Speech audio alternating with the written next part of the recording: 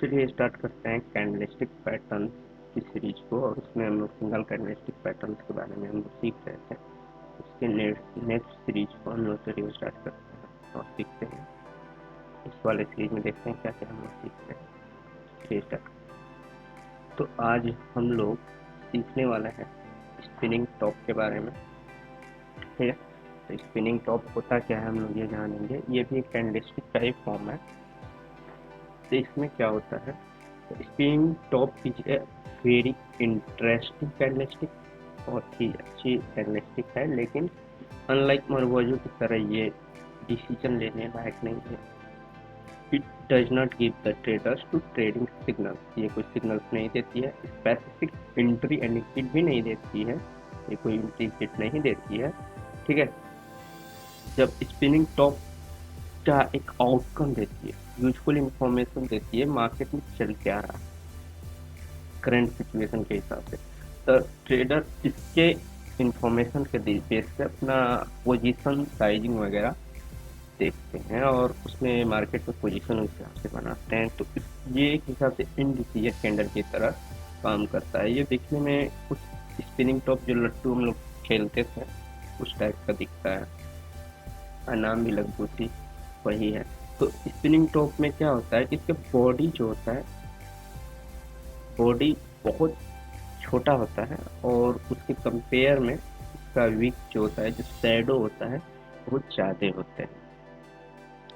इस कैंडलस्टिक का main decision इस बेसिस पे नहीं लिया जा सकता है क्योंकि ये इनडिसीजन कैंडल।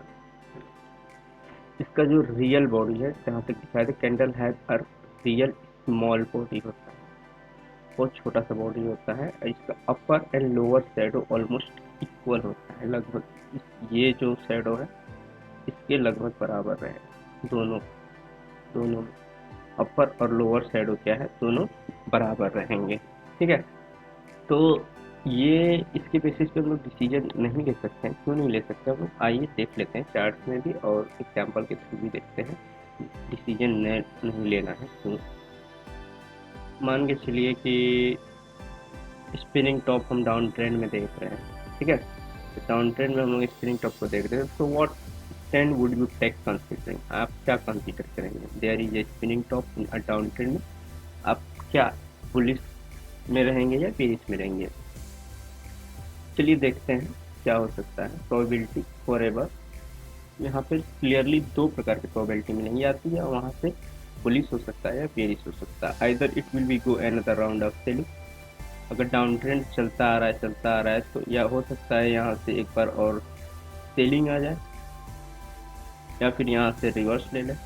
चलिए देख लेते हैं यहाँ पे क्या हुआ। इसने रिवर्स ले लिया है स्पिनिंग टॉप बनाने के बाद। स्पिनिंग टॉप बनाने के बाद यहाँ से इसने रिवर्सल बना लिया है। तो यहाँ से देखने के बाद हम लोग देखेंगे कि अच्छा खासा बुलेट अप साइड के चला गया है। तो सेकेंड क्या हो सकता है, on the market could reverse its direction and price could increase.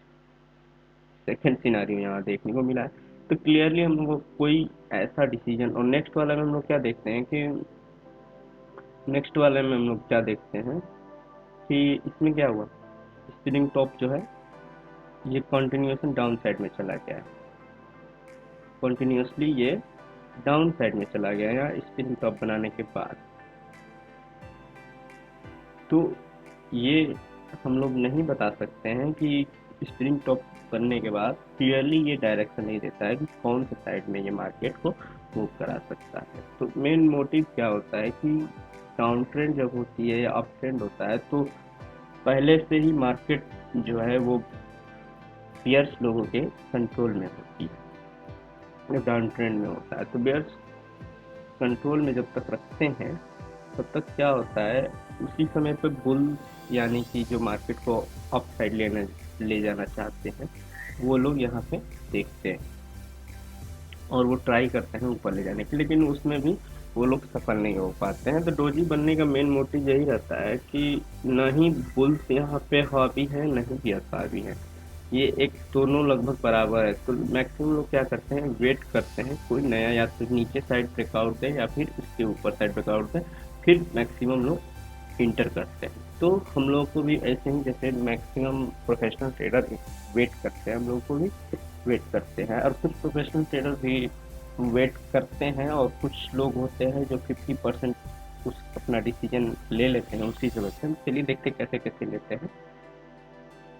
तो यहाँ में क्लियरली हम लोगों को कोई डायरेक्शन नहीं पता होता है, जैसे कि यहाँ भी दिया गया है, या तो यहाँ पे दोनों सिचुएशन हो सकते हैं, तो हमें भी इंटर करने के लिए दोनों सिनेरियो के लिए रेडी होना होगा। जैसे मान लीजिए रेडी कैसे होगा, मान लीजिए मेरा पोजीशन 500 शेयर खरीदने का है, तो हम लोग कंटिन्यूएशन के लिए भी 250 का शेयर को बाई पे रखेंगे। अगर मान लीजिए हमारे अगेंस्ट से मार्केट जाता है तो उनको लॉसेस कम होगी। फिर अगर हमारे साइड में जाता है तो उसमें फिर भाई बाकी सब 250 क्वांटिटी जो है हम लोग उसमें खरीद सकते हैं। तो इस हिसाब से पोजीशन साइजिंग रखते हैं जब ये लोग डोजी को मार्केट में देखते हैं ट्रेडर लोग। तो हम लोग को भी यही करना चाहिए अगर इंटर करने का मूड हो तब, लेकिन हमारे हिसाब से वेट करना बेटर रहता है चेकआउट के लिए। हम लोग अप ट्रेंड में भी थोड़ा देख लेते हैं, अप ट्रेंड में ये कैसा कैसा डिसीजन देता है। जैसे मान लीजिए ये अप ट्रेंड में क्या डिसीजन दे, जैसे मान लीजिए यहाँ से यहाँ तक ट्रेंड हमारा अप चलता आ रहा है, चलता आ रहा है, चलता आ रहा है, ठीक है। यहाँ पे इन्होंने डोजी बनाया, यहाँ से क्या किया, रिवर्सल आ गया, यहाँ पे एक रिवर्सल आ गया। हम लोग अगर ब्रेकआउट का वेट करते तो हमारा एंट्री लगभग हम लोगों का यहाँ पे होता, यहाँ से यहाँ। कुछ लोग क्या होते हैं इस डोजी के बेसिस पे ही यहीं पे इतना एक्सेल लगा के एंट्री कर लेते हैं, वो अपने हिसाब से सही होते हैं, लेकिन वो भी पोजीशन साइजिंग के हिसाब से करते हैं। अगर जैसे मान लीजिए 500 की क्वांटिटी खरीदने की उस डे की टारगेट होती है तो वो लोग 250 खरीदते हैं, बाकी नेक्स्ट उन की क्वांटिटी यहाँ पे छोड़ते हैं, क्योंकि वो एकदम टॉप को कैप्चर करने की कोशिश करते हैं, इस वजह से वो लोग इंटर लेते हैं। तो अगर हम लोग सेफ इंटर करना चाहते हैं तो हम लोग इसके ब्रेकआउट से इंटर कर सकते हैं। हो सकता है यहाँ से ये कंटिन्यू ऊपर भी जा सकता है। नेक्स्ट वाले चार्ट में हम लोग देखेंगे कि ये कंटिन्यू ऊपर ही गया हुआ के बेसिस पे इनडिसीजन कैंडल है इस हिसाब से, ठीक है। जैसे हम लोगों ने पिछले चार्ट में देखा था कि वो वहाँ से रिवर्सल मिल गया था, लेकिन अब वही चीज़ हम लोग यहाँ पे देखेंगे तो यहाँ पे ये रिवर्सल नहीं दिया है, ये कंटिन्यू ऊपर हो गया है। तो अगर हम लोगों ने यहाँ पे एसएल लगा के किया होता तो हमारा एसएल हिट होता, उसके बाद हमें अपडेट के लिए रेडी होता। तो हम इस बेसिस पे डिसीजन नहीं ले सकते हैं। तो मेन हम लोगों का क्या हुआ, अगर सम अप देखें तो सम अप क्या आता है, spinning top candle show confusion and indecision in the market में इनडिसीजन और कंफ्यूजन तरीके का डिसीजन होता है, और बहुत लोग कंफ्यूज होते हैं और बहुत लोग डिसीजन लेते हैं, बहुत लोग नहीं लेते हैं। ये इंडिकेशन कुछ खास देता नहीं है। ये इसकी प्रोबेबिलिटी जो होती है रिवर्सल और कंटिन्यूएशन दोनों की 50-50 की probability until the situation become clear. जब तक सिचुएशन क्लियर नहीं होता तब तक की 50-50 के चांसेस रहते हैं अप जाएगी कि डाउन जाएगी। तो यहाँ पे बहुत सारे पोजीशन साइज मैक्सिमाइज और मिनिमाइज करके अपना इंटर ले लेते हैं। जैसे यहाँ पे जिनको लगता है कि नहीं हमें डाउन साइड यहाँ से रिवर्सल आ सकता है तो उन्होंने यहाँ एस्टेल लगा के अपना 50% क्वांटिटी यहाँ पे इंटर हो जाते हैं। अगर एसएल हिट होता है तो उनका मान के चलिए 50% पे ही एसएल हिट हुआ है, अगर नहीं तो फिर यहाँ से वो रिवर्सल के लिए रेडी। अगर कुछ लोग यहाँ पे कंटिन्यू के लिए होंगे तो यहाँ पे रिवर्सल यहाँ पे लेके उन लोग इंटर हो जाएंगे। तो वो उनका डिसीजन होता है उस हिसाब से। तो हम लोगों को भी उसी हिसाब से डिसीजन लेना होगा। बेटर रहेगा कि वेट करें तो अच्छा रहेगा। तो चलिए नेक्स्ट इसी से रिलेटेड एक और कैंडल देख लेते हैं जिसकी सिमिलरिटी लगभग सेम ही होती है, उसको उसका नाम कुछ छोड़ दिया गया है। चलिए देखते हैं। हाँ, तो नेक्स्ट कैंडल जो है वो है डोजी। डोजी क्या होता है, डोजी बहुत सिमिलर होता है किसके, स्पिनिंग टॉप के बराबर, except that it does not have a real body. इसके पास कोई रियल बॉडी नहीं होती, इसके बॉडी नहीं होते। दैट मीन्स ओपन और क्लोजिंग प्राइस जो होता है इक्वल होता है। Doji crucial information about the market sentiment and it's an important candlestick pattern। ये एक इम्पोर्टेंट है, ये भी कोई डिसीजन लेने के लिए कैंडल है, ये इंफॉर्मेशन देती है मार्केट में। मार्केट में भी कंफ्यूजन है, बायर और बुल्स और बियर्स लगभग सेम है। दोनों, कोई ऊपर ले जाने की कोशिश कर रहा है, कोई नीचे ले जाने की कोशिश कर रहा है। अभी कंट्रोलिंग किसी एक के अंडर में नहीं है, यानी कोई बुल जो कंट्रोल कर रहा है वो बुल में कंट्रोल के हाथ में नहीं है, ना ही बियर्स के हाथ में है, ये इनडिसीजन पे है। ठीक है, the classical definition of the doji suggested that the open price should be equal to closed price with virtually non-existent real body. The upper and lower we can be of any length.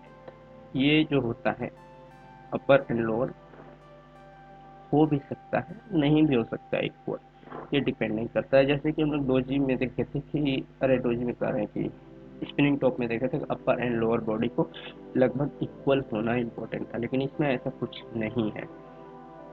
तो however keep mind in second rule, that is flexibility, variety, quantity.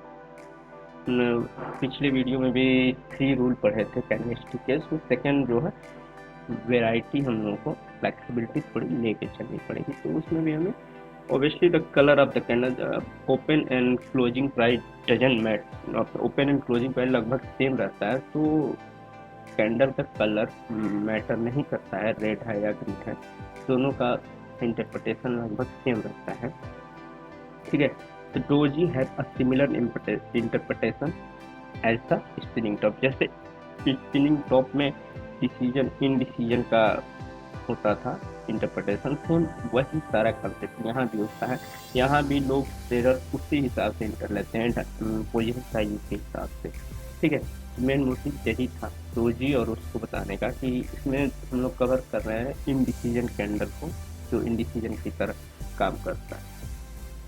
चलिए next में भी इसके examples कुछ देख लेते हैं, और इसके कुछ टाइप्स भी होते हैं उनको भी देख लेते हैं, और उन सबका भी क्या इंटरप्रिटेशन होता है ये भी देख लेते हैं।